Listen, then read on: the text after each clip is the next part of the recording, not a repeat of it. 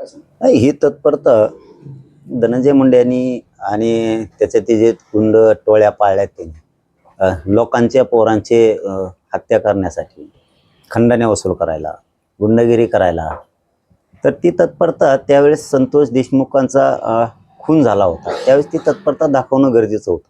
2 दिवस त्या बिचाऱ्याचा मृतदेह पडून होता केजच्या हॉस्पिटलमध्ये, पडून अक्षरशः, आणि पूर्ण गाव मस्साजोग गाव हे रस्त्यावरती बसलेलं होतं. त्यावेळेस ही तत्परता दाखायची ना. आम्ही ह्या धनंजय मुंडेला कधी बोललो का? 20-25 दिवसाचा का लोटला आरोपी पकडायला, तरी पण आम्ही कधी बोललो नाही. परंतु त्याचे गुंड लोक हे त्या संतोष भैया देशमुखांच्या भावाला सुद्धा दादागिरी करायला लागले, धमकी द्यायला लागले, त्याला अरेरावी करायला लागले. तर मग त्याच्यावर बोलायचं नाही का? आमचे मुर्देच पडू द्यायचे का आम्ही? लोक मारूनच टाकू द्यायचे, गुंडाला बोलायचं नाही. जातीला बोललो का? कुठल्या धनगर जातीला, कुठल्या वंजारी जातीला, कुठल्या दलित मुस्लिम जातीला? गुंडाला बोलायचं नाही. म्हणजे सरकार असं सांगतं का की कापीत राहा तुम्ही म्हणून? गुंडाला बोलायचं नाही अजिबात? ही कुठली पद्धत? त्या संतोष भैया देशमुखांचं मंडळीनं कसं जगायचं? त्या लेकरांना 2-2 कसं जगायचं?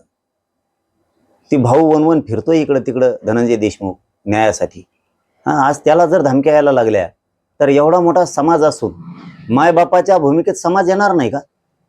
त्या लेकराला पाठिंबा नाही द्यायचा, पाठबळ नाही द्यायचं, गुंडाला पण बोलायचं नाही.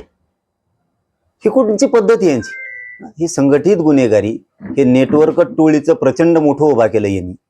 हे याचा नायनाट नाही झाला पाहिजे. आणि त्यांच्या जातीच्या लोकाला वाटत नाही का याचा नायनाट झाला पाहिजे? याच्यात ओबीसी मराठ्याचा संबंध काय? तुम्ही लोक कचाकच मारून टाकायला लागली, याच्यात वंजाऱ्याचा मराठ्याचा ओबीसीचा संबंध काय?